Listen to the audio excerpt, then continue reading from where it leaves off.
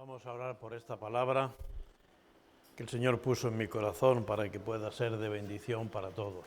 Padre Santo y Celestial, gracias porque en tu voluntad ha estado el que estemos aquí, en este lugar.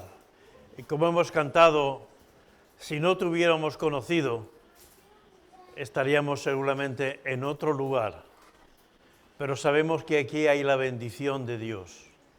Yo te pido que, al igual que la alabanza haya sido agradable delante de ti, también, oh Señor, nuestra meditación sea conforme a tu voluntad y bajo la unción del Espíritu Santo, para que produzca el fruto en cada una de nuestras vidas. Que en el nombre de Jesús te lo pido. Amén. Vamos a proyectar un PowerPoint en esta mañana para tratar de centrar un poco el mensaje. Por bastante tiempo, algunos hermanos me preguntaban y me hablaban de diezmos y ofrendas, y a veces yo me resistía un poco porque sé que a veces hay mucha confusión sobre estos temas, pero a raíz de una serie de conversaciones entendí que quizás ahora era el momento de entender bien qué es el diezmo, qué son las ofrendas. La Biblia habla de tres cosas: diezmos, ofrendas y limosnas, ¿no? Y con la ayuda del Señor, pues vamos a ver si queda claro, y si algo no queda claro, ustedes luego me lo preguntan, y si soy capaz lo explico, y si no, pues como va a haber muchos textos, ustedes lean en la palabra de Dios, oren al Señor para que el Señor nos ayude a entender su palabra. Porque esta palabra es controvertida. Cuando tocaban en la Reforma hablaban de las indulgencias, hablaban de las ofrendas, las bulas que pedía la Iglesia. Los reformadores dijeron, cuidado con tocar estos temas, que estamos hablando de la panza de los clérigos, ¿no? Y claro, era de la comida, era del salario. Y estos temas son delicados porque estos temas afectan al bolsillo de muchos ministerios.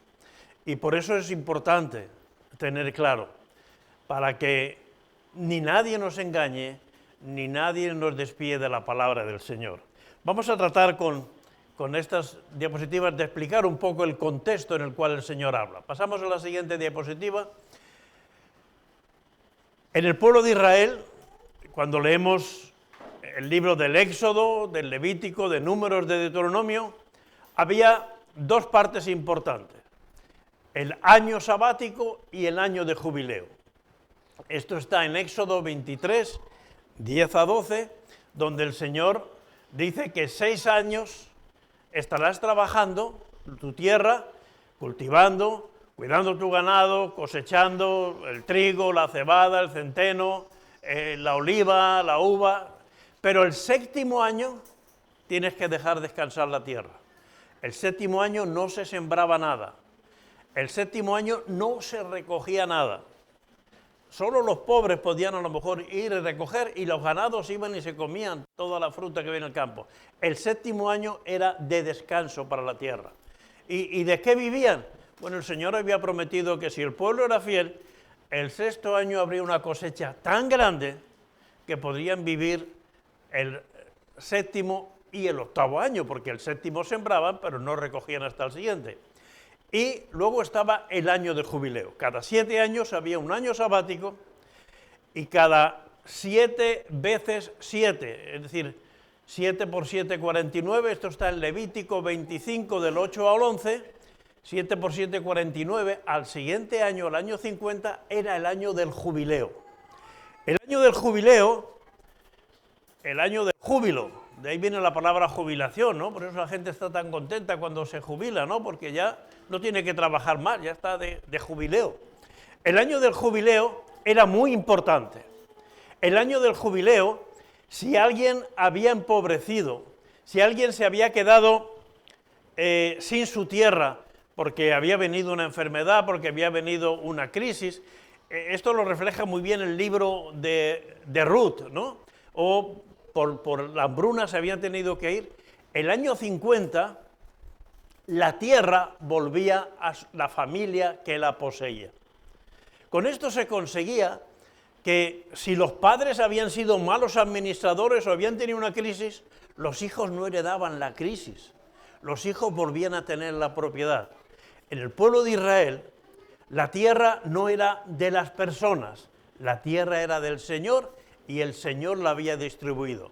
Y entonces, fijaros qué cosa tan extraordinaria, que los hijos no heredaban los problemas de los padres, sino podían empezar de cero. Volvían a tener su casa, volvían a tener sus tierras, podían volver a cultivar. Eso era el año de jubileo. Por lo tanto, está claro, había el año sabático, cada 7 años, había 6 de trabajo, cada 7, y cada 50, 7 veces 7, el número 7 saben que tiene que ver con Dios, ¿no? Porque Dios hizo el mundo en 7 días, y en la Biblia el 7 tiene que ver con los planes de Dios. Cada 7 veces 7 venía el año del jubileo. Pasamos a la siguiente pantalla. Es para que tengamos una idea del contexto, ¿no?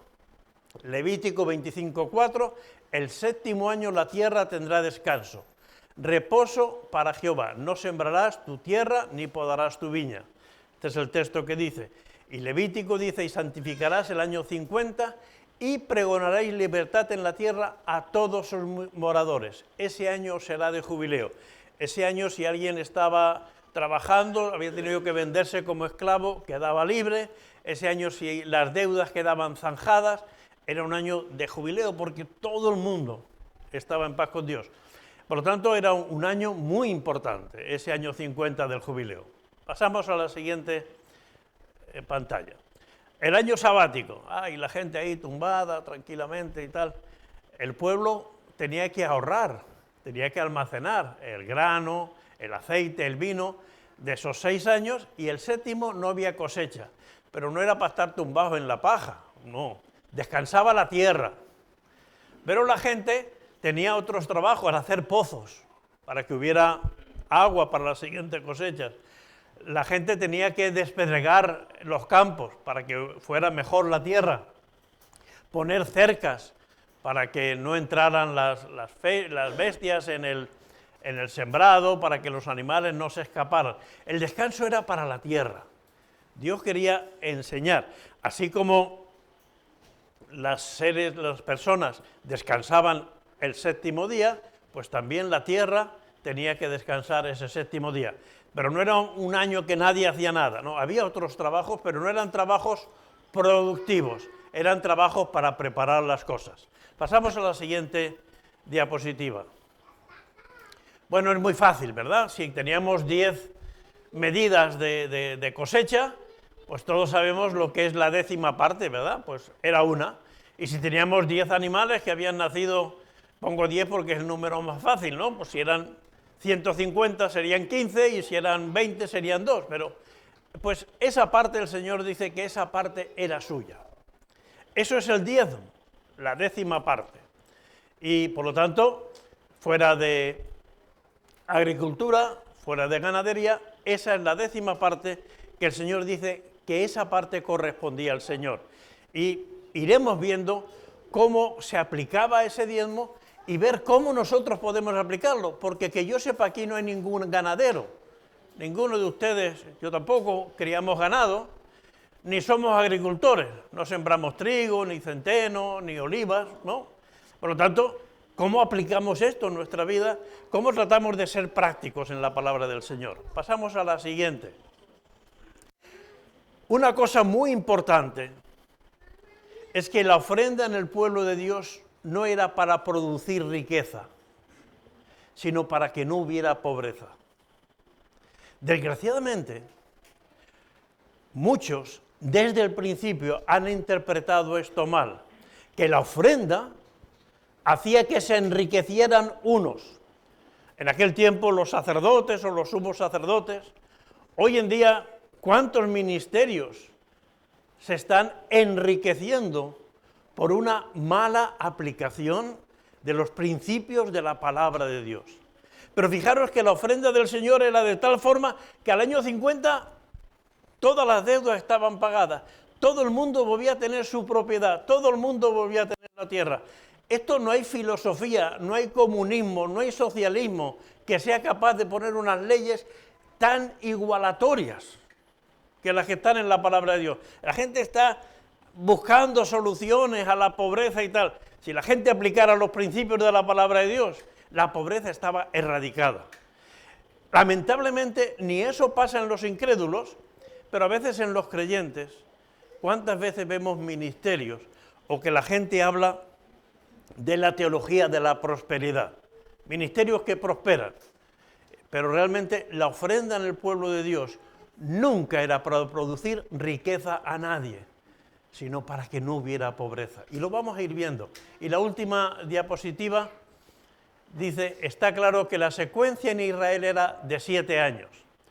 Y 7 años quería decir, había 2 periodos de 3 años, 3 y 3, 6, ya veremos por qué lo de 3 y 3, 6, y el 7º descansaba la tierra. Y cada 7 años sabáticos venía el año del jubileo. El año sabático no había que dar diezmo. ¿Por qué? Porque no había cosecha, no se recolectaba nada, por lo tanto, no había... Y si habían nacido animales en el ganado, eso se acumulaba para el año siguiente. El año sabático era un año de meditar en las cosas del Señor, de agradar y de agradecer al Señor por las cosas que habían dado. Ahora, vamos a tratar de ver en la palabra del Señor cómo se distribuía el diezmo y las cosechas en Israel, ¿no? Vamos a tratar de explicar esto y de tratar de aplicar esto a nuestro día a día y a nuestras vidas, porque es muy importante. Como he dicho, en Éxodo 23, Dios 10 a 12, Éxodo 23, 10, ya hemos acabado con la diapositiva, en Éxodo 23, 10, Dios le revela a Moisés y le dice, el 7º año la dejarás libre para que coman los pobres de tu pueblo y de lo que quedare comerán las bestias del campo, así harás con tu viña y con tu olivar. 6 días trabajarás, al 7º día reposarás para descanse tu buey y tu asno, y tome refrigerio el hijo de tu sierva y el extranjero.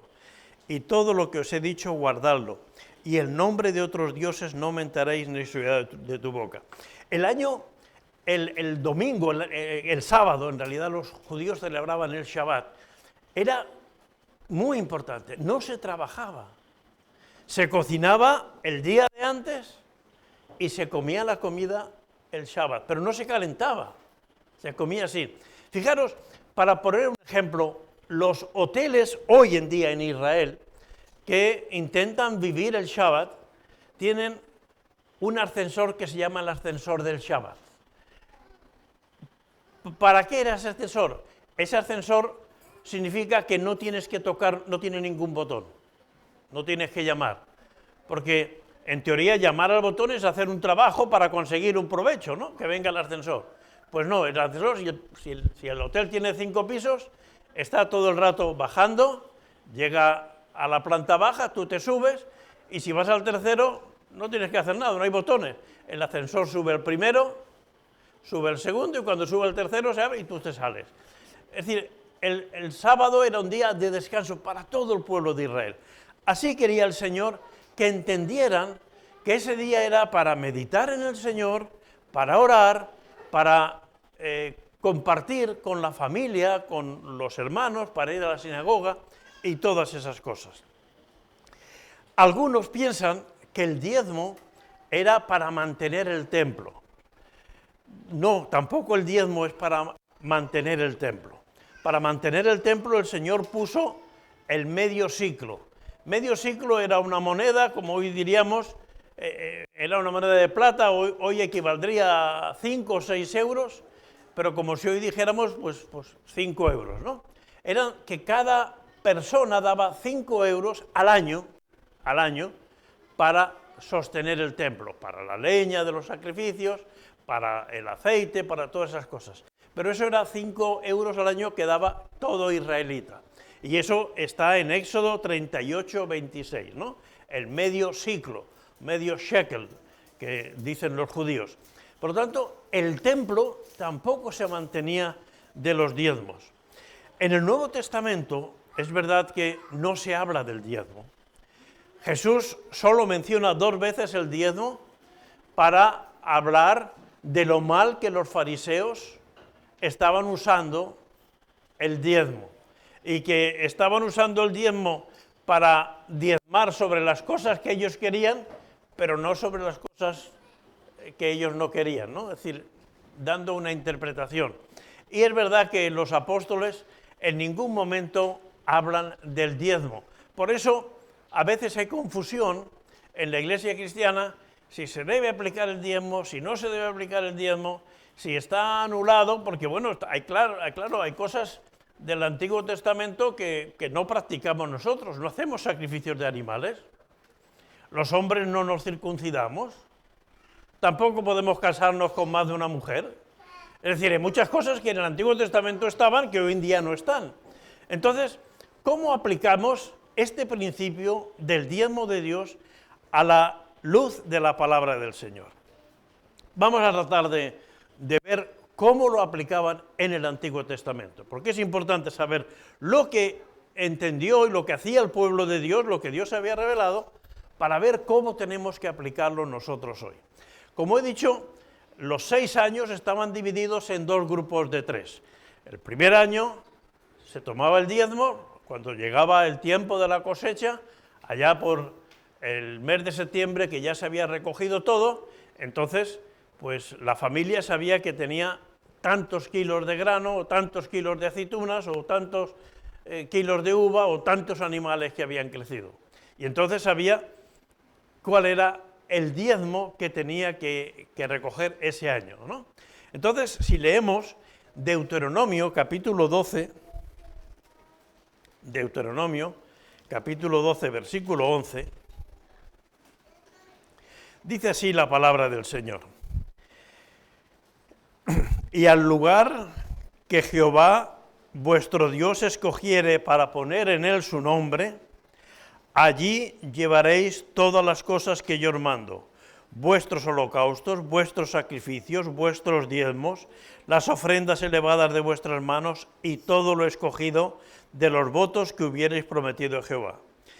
Y os alegraréis delante de Jehová vuestro Dios, vosotros, vuestros hijos, vuestras hijas, vuestros siervos y vuestras siervas, y el levita que habite en vuestras poblaciones, por cuanto no tiene parte ni heredad con vosotros. Cuídate de no ofrecer tus holocaustos en cualquier lugar que vieres, sino que en el lugar que Jehová escogiere en una de las tribus, allí ofrecerás tus holocaustos, y allí estará todo lo que yo te mando. El Señor dice, Deuteronomio es un libro que es un resumen de los 3 libros anteriores, de Éxodo, de Levítico y de Números. Cuando el pueblo de Israel ya está a punto de entrar en la tierra prometida, Dios le revela a Moisés que tiene que hacer un recuento, porque muchos de los israelitas que habían salido de Egipto habían muerto. Y les dice, haz un resumen. Y aquí nos habla del primer año, que el primer año había que tomar el diezmo. ¿Y para qué era ese diezmo? Fijaros, voy a volver a leer porque es muy trascendente el versículo 12. Es muy trascendente. Y os alegraréis delante de Jehová vuestro Dios, vosotros, vuestros hijos, vuestras hijas, vuestros siervos y vuestras siervas. El Señor decía, ese diezmo del primer año lo guardas. Es para tu familia, es para tu casa. Y alguno está diciendo, ¿cómo que para tu casa? Sí, para que lo disfrutes con tus hijos, con tus hijas, vosotros, con vuestra familia, incluso con tus siervos. El pueblo de Israel subía 3 veces al templo, porque también dice que los sacrificios no se pueden hacer en cualquier lugar. Y como hemos leído antes en Deuteronomio 14, es verdad que a veces vivían lejos del templo y no podían hacer. Entonces el Señor les dice, bueno, coges ese grano, esos 100 kilos de grano, o esas 4 vacas, o esas 2 ovejas, y las conviertes en dinero, las vendes. Coges ese dinero y los guardas para subir tú y tu familia a Jerusalén durante los 3 años. Si puedes subir las 3 veces, si puedes subir una vez al año, cuando puedas, para que lo disfrutes. Porque ¿qué pasa cuando vamos de vacaciones? Era una especie de vacaciones. La gente dejaba su casa y subía a Jerusalén en la Pascua, en Pentecostés o en la fiesta de tabernáculos. Y suponía un gasto, un dinero, ir hasta Jerusalén, vivir allí unos cuantos días, gozar en la presencia del Señor, ofrecer algún sacrificio si era oportuno. Y alguien dirá, pues vaya diezmo, para gastar en la familia. No habíamos caído en esa cuenta, pero sí, hermanos. Era una manera de que el padre de familia enseñara, mira, esto podemos celebrarlo porque hemos apartado parte del dinero. Y el Señor quiere que nos demos cuenta que igual que todo el año hemos vivido de la provisión de Dios, ahora podemos celebrar esta fiesta, gozarnos aquí en el templo con la provisión de Dios, porque Él ha provisto de todas las cosas. Por lo tanto, ese primer año, ese diezmo se guardaba, se había convertido en dinero, hoy en día lo tenemos ahí 3.000 euros o 5.000 euros, depende de la cosecha que hubieras tenido, y eso se va distribuyendo durante los siguientes 3 años para subir al templo. La enseñanza era, estamos disfrutando de la provisión de Dios, estamos pudiendo celebrar fiesta. Aquí lo dice, y celebrarás fiesta, y comerás, y tendrás bebida, y tendrás fiesta, refrigerio, podrás alojarte en una posada, por lo que el Señor te da. El segundo año, del grupo de 3, el segundo año, el diezmo pasaba lo mismo, llegaba el mes de septiembre, acumulabas el diezmo, ¿y qué hacías con ese segundo año? Malaquías, capítulo 3, versículo 10, aunque también lo hemos leído en Deuteronomio, pero vamos a buscar en Malaquías, porque hay una palabra que quisiera explicar y que entendiéramos bien. Malaquías es el último libro del Antiguo Testamento, y en Malaquías, capítulo 3, versículo 10, el profeta dice, traed todos los diezmos al alfolí, y haya alimento en mi casa, y probadme ahora en esto, dice Jehová de los ejércitos, si no os abriré las ventanas de los cielos y derramaréis a vosotros bendición hasta que abunde. ¿Alguna vez habréis oído decir cuando se presenta la ofrenda, traed los diezmos al alfolí? Bueno, es una interpretación muy de andar por casa, pero no era el sentido que el pueblo de Israel. El segundo año, el diezmo se llevaba al alfolí. ¿Qué era el alfolí? El alfolí era un almacén, era un granero donde se guardaban todo el grano que se había cosechado. Era un lugar donde se conservaba el trigo, el centeno, todas las frutas que había. ¿Y por qué se guardaban en ese granero? Bueno, recordar cuando José fue príncipe de Egipto, que él hizo hacer muchos graneros para que los 7 años de hambre la gente se alimentara. De esos graneros iba la gente necesitada, la gente pobre, las viudas, los huérfanos, iban y les daban de comer. Por eso, el tema de los diezmos, hemos visto que la primera parte era para gozarte poder estar en el templo, poder gozar de la fiesta. La segunda parte era para los pobres, para los necesitados. Y cuando dice traer los diezmos al alfolí, dice llevarlos ahí. ¿Para qué? Para que de manera equitativa se distribuyera entre todos los pobres. Es un poco el sentido que debe hacer. Miren, parte del ministerio, de las ofrendas que se recogen en la iglesia, se ayuda cuando un hermano, una familia está en necesidades. ¿Por qué? Porque imagínense que yo vengo y le cuento a David, mira, es que estoy pasando una crisis y tal, entonces David me da una ofrenda. Y luego le cuento al hermano Rafael, oye Rafael, mira qué tal, y me da otra ofrenda. Y luego se lo cuento a la hermana Jimena y me da otra ofrenda. Y al final tengo más dinero que nadie en la iglesia. Mientras que si el reparto se hace unitario, entonces evitamos que haya abusos. Porque ¿quién no sabe de gente que está abusando de la bondad de los cristianos? Y el Señor, para evitar eso, dice, no, los diezmos están allí. Si alguien venía y dice, no, hermano, no te preocupes, ve allí en el alfolí, en el granero, van a darte. Tienen para suministrarte lo que necesites.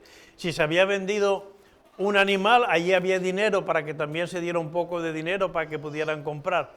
De esa manera había una distribución equitativa para todas las familias. También saben que en el pueblo de Israel no se podía, una vez que se cosechaba, no se podía volver atrás, ¿no? Por ejemplo, aquí en Mallorca se cogen almendras o se cogen uvas, pero luego siempre los dueños de la finca van por detrás de los trabajadores a ver si se ha quedado algún racimo, a ver si hay alguna almendra.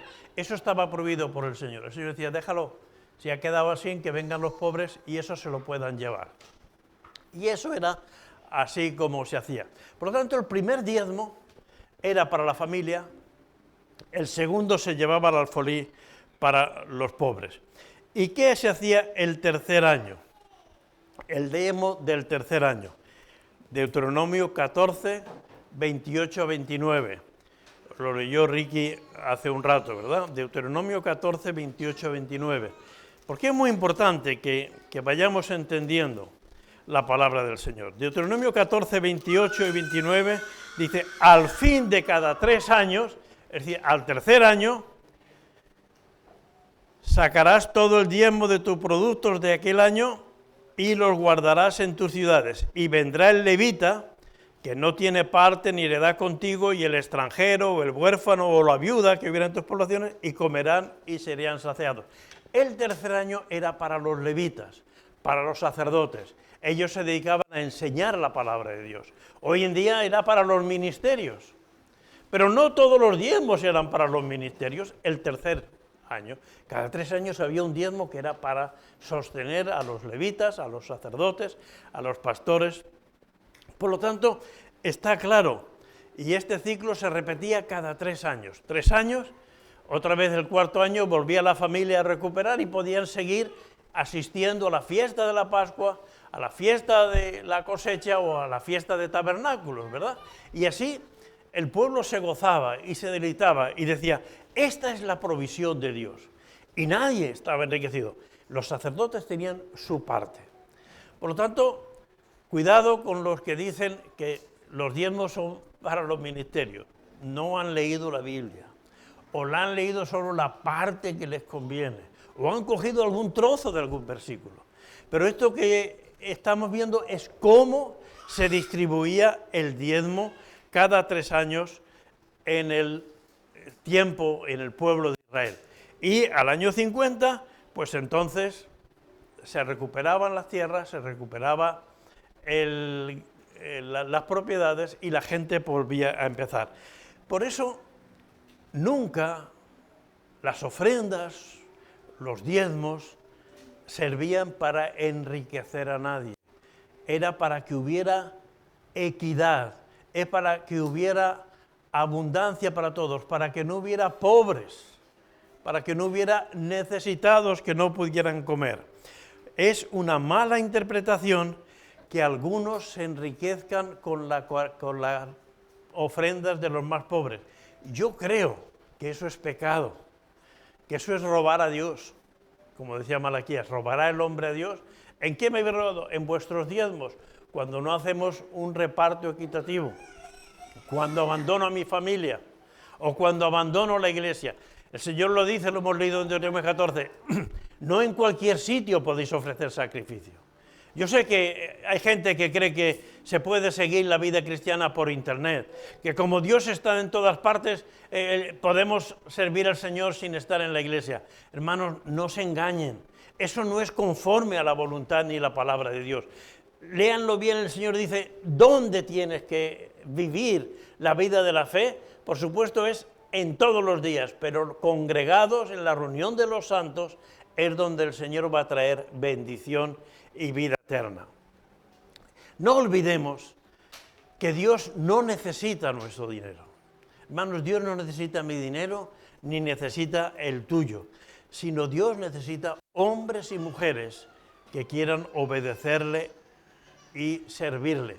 La única ofrenda que Jesús elogió en el Nuevo Testamento fue la ofrenda de la viuda, una ofrenda de una mujer que apenas echó unos céntimos, que diríamos hoy en día, pero esa mujer no dio el diezmo, dio todo lo que tenía, porque sintió que eso que tenía que ser para el Señor, porque el Señor había previsto el plan para que ella tuviera todo lo necesario para comer cada día y dar de comer a sus hijos. Y así tenía que ser. Lamentablemente también otros enseñan lo siguiente: bueno, tú da el diezmo al Señor y con el otro 90% haz lo que tú quieras. No, hermanos, todo debe ser conforme a la voluntad de Dios y conforme al poder de Dios. Y aunque el Nuevo Testamento no habla de diezmos, sí nos da principios.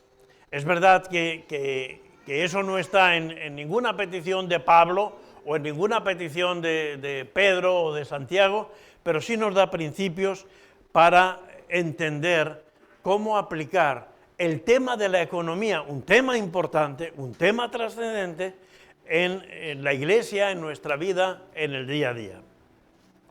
Hay una enseñanza que nos da David en 2 de Samuel 24:24. Él quería ofrecer sacrificio en un lugar donde el ángel del Señor se paró, que estaba a punto de exterminar al pueblo de Israel. Y él le dijo a ese payés, ese agricultor, le dijo: oye, mira, el Señor me ha mostrado que tengo que hacer aquí un altar. En ese tiempo el templo no estaba, no existía todavía, lo hizo Salomón. Tengo que hacer un altar y hacer un sacrificio al Señor. Véndeme unos bueyes, dame madera y dame la tierra. Y aquel hombre le dijo: bueno, tú eres el rey, cógelo y llévatelo y haz lo que quieras. Pero David le dijo: no ofreceré a Jehová Dios holocaustos que no me cuesten nada. Hermanos, si damos al Señor lo que no nos cuesta nada, ¿sabes cuánto vale lo que no te cuesta nada? Nada. Nada. Si doy al Señor lo que me sobra de mi tiempo, lo que me sobra de mi dinero, lo que me sobra de mis fuerzas, de mis capacidades. Yo tengo mucha capacidad de trabajo, pero no tengo capacidad de trabajar en la iglesia. Yo tengo mucho tiempo libre, pero en la iglesia el rato del culto y hasta luego, Lucas, ¿no? No, hermanos, no daré nada al Señor que no me cueste. Y eso no quiere decir entrar en el sacrificio, sino saber que hay una parte de mi tiempo, hay una parte de mi economía, hay una parte de mis fuerzas, hay una parte de mis capacidades que corresponde al Señor. Y si yo soy honesto con el Señor va a ser generoso con nosotros.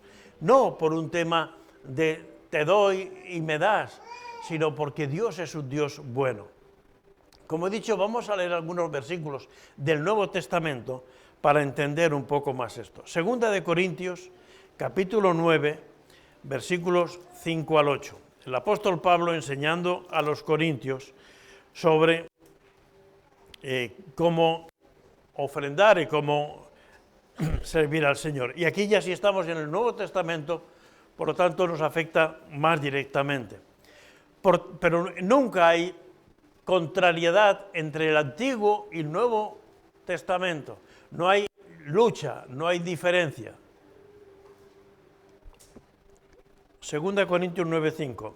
Por tanto, tuve por necesario exhortar a los hermanos que fuesen primero a vosotros, preparasen primero vuestra generosidad antes prometida, para que esté lista como de generosidad y no como de exigencia.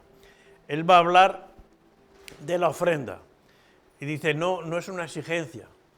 Nadie se siente obligado a ofrendar, ni en esta iglesia ni en ninguna. Nadie se sienta obligado a ofrendar. Si no hay generosidad en tu corazón, quédate con el dinero, no pasa nada. El Señor no te va a castigar por eso. El Señor te mostrará lo que tienes que hacer, si tú oras al Señor. Y si te quedas con tu dinero, pues que te aproveche y que lo gastes bien. Pero nunca es una imposición, sino siempre dice de generosidad. Versículo 6. Por esto digo, El que siembra escasamente, también segará escasamente. Y el que siembra generosamente, generosamente también segará. Cada uno dé como propuso en su corazón, no con tristeza ni por necesidad, porque Dios ama al dador alegre. Y poderoso es Dios para hacer que abunde en vosotros toda gracia, a fin de que teniendo siempre en todas las cosas todo lo suficiente, abundéis para toda buena obra. Cada uno dé como propuso en su corazón. Eso es muy importante. No se trata de lo que doy, sino cómo está mi corazón cuando estoy participando de la ofrenda. Por lo tanto, eso es algo muy evidente. Y en 2 de Corintios 8:10 dice, y en esto doy mi consejo, porque esto conviene a vosotros, que comenzasteis antes, no solo a hacerlo, sino también a quererlo desde el año pasado. Y el versículo 15 dice, como está escrito, el que recogió mucho no tuvo más, y el que poco no tuvo menos. A veces hay gente que te va a decir, mira, si tú das más ofrenda al Señor, el Señor te dará más bendiciones. Si tú das menos ofrenda al Señor, el Señor te dará menos bendiciones. No lo creáis. No lo creáis. Eso sería egoísmo. Señor, te voy a dar 10 euros más o 3 euros más para que tú me bendigas más. No estoy mirando por la ofrenda, estoy mirando por mí. No estoy mirando, eso no es una enseñanza bíblica. Por eso tiene que salir de un corazón agradecido. Y nos da el ejemplo del maná. Cuando el pueblo de Israel recogía el maná, pues hay gente que come bien, que come mucho, y hay gente que come poco. El que comía mucho, cogía mucho, y no le faltaba. El que comía poco, cogía poco, y no le faltaba, porque para todos llegaba el maná, para todos había de la provisión de Dios. Y así va a ser con el Señor, hermanos. Dios tiene provisión para todos nosotros, pero la provisión del Señor, como el cariño verdadero, ni se compra ni se vende.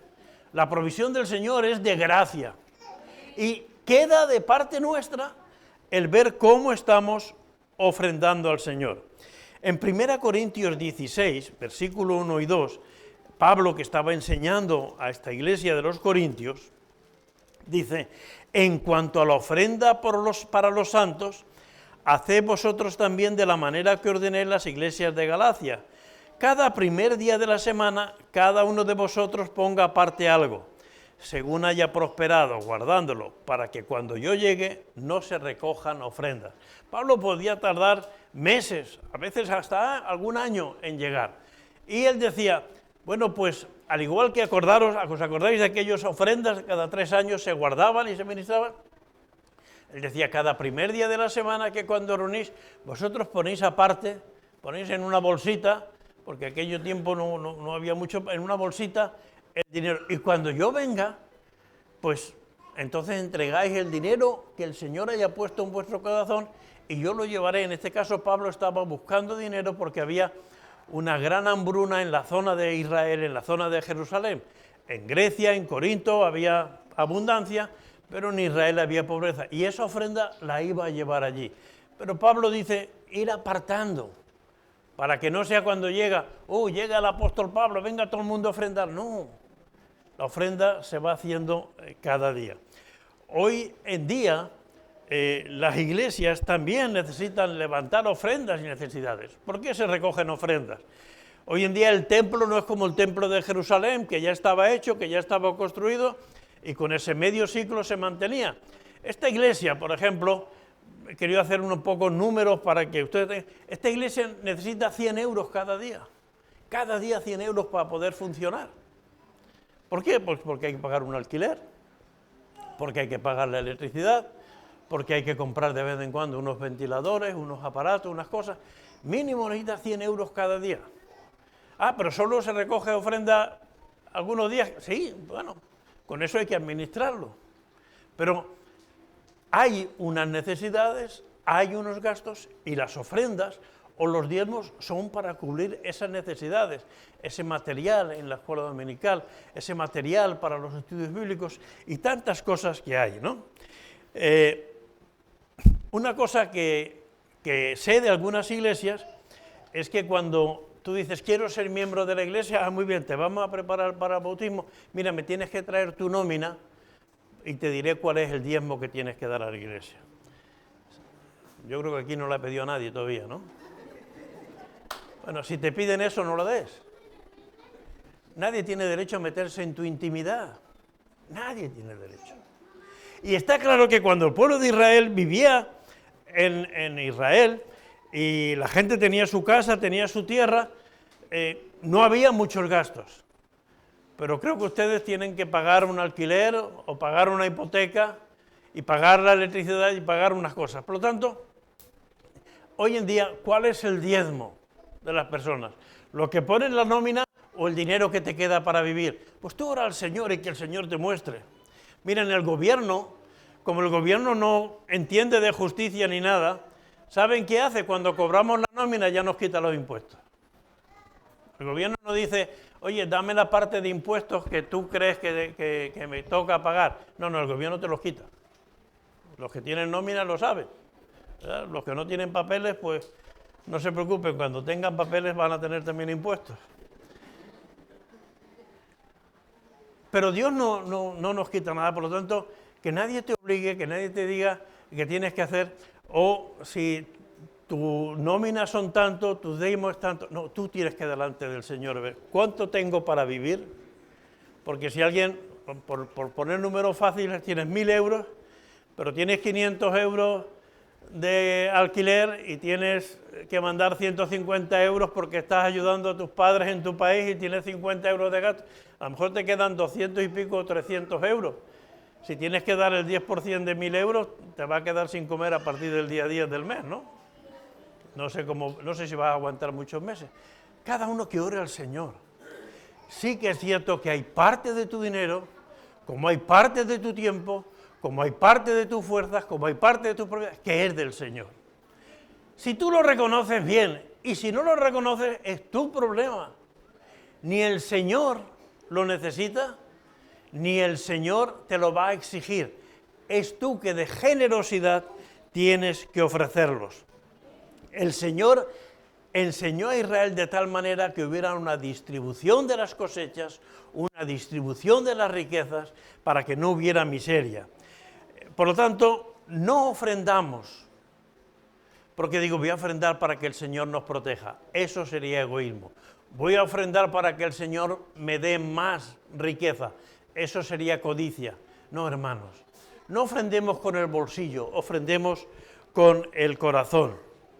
De tal manera que mi corazón refleje la gracia de Dios. 2 Corintios 9:7 es un texto muy claro. Cada uno dé como propuso en su corazón. Un pastor me dijo, pero en esta iglesia no hacéis énfasis en la ofrenda. Digo, sí, en esta iglesia sí, se invita a la ofrenda y se ora por la ofrenda. Dice, no me refiero a eso. Me refiero a que tú dices, saquen el dinero para la ofrenda, levántenlo al Señor. Y cuando está así, el pastor dice, oye, ¿has pensado si has dado suficiente al Señor o tienes que volver a meter tu mano? Y al final vamos condicionando para tratar de que... No, hermano, tú antes de venir al culto, tú dices, Señor, muéstrame, ¿cuál es la ofrenda para hoy? Muéstrame en mi corazón, ¿qué tengo que dar? 3 céntimos, 50 euros, muéstrame, Señor. Y así, tú has dado lo que has propuesto en tu corazón, esa es la ofrenda que vale. La ofrenda que va en condición de que yo te presiono, de que yo te digo, esa ofrenda no es correcta. Cada uno dé como propuso en su corazón. Y realmente, una cosa sí importante, demos lo mejor al Señor. Cuando el grupo de alabanza esté aquí, que dé las mejores voces, las mejores notas. Que cuando yo dedico mi tiempo, tome mi mejor tiempo para el Señor. No el tiempo residual, mi mejor tiempo para el Señor. mis mejores fuerzas para el Señor. Ofrendar es reconocer a Dios como fuente de todas las cosas. Voy a pedir al grupo de alabanza, le he pedido que terminemos con un coro, y voy a pedir que vaya pasando aquí mientras termino leyendo Colosenses, capítulo 3, versículo 23.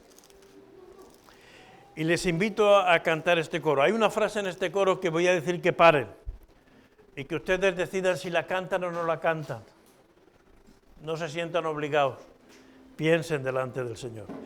Colosenses 3:23 dice, y todo lo que hagáis, y todo lo que hagáis, y todo lo que hagáis, hacedlo de corazón, como para el Señor y no para los hombres. Vamos a entonar esta alabanza, por favor.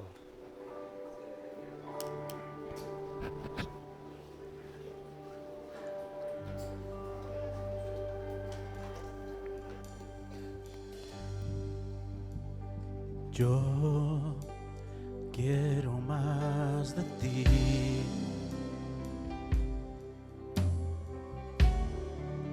y habitar en tu presencia,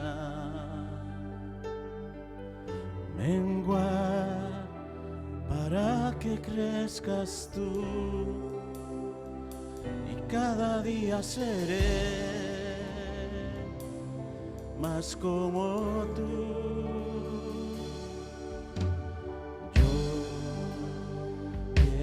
Más de ti,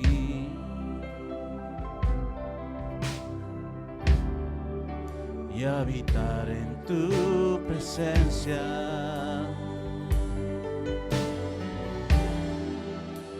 para que crezcas tú, y cada día seré más como tú. Quebranta mi corazón, quebranta mi vida, te ofrendo mi voluntad a ti.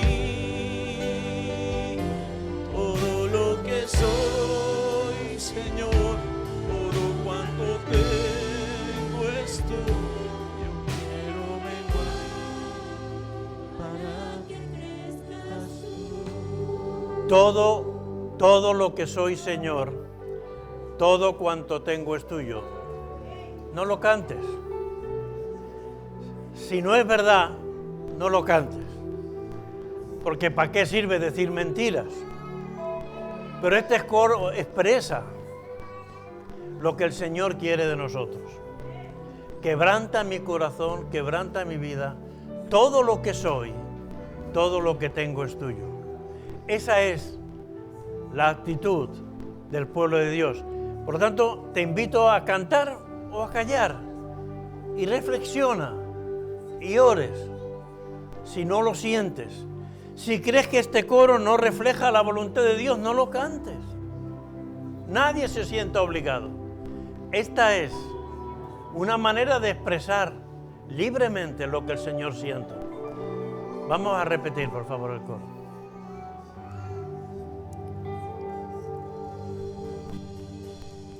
Yo quiero más de ti, y habitar en tu presencia, menguar para que crezcas tú, y cada día seré más como tú.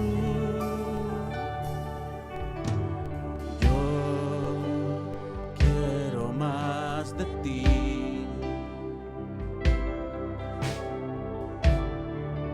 y habitar en tu presencia,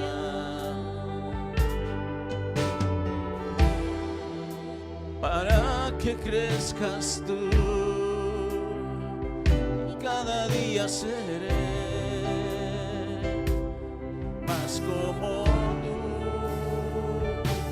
Quebranta mi corazón, quebranta mi vida, entrego mi voluntad a ti.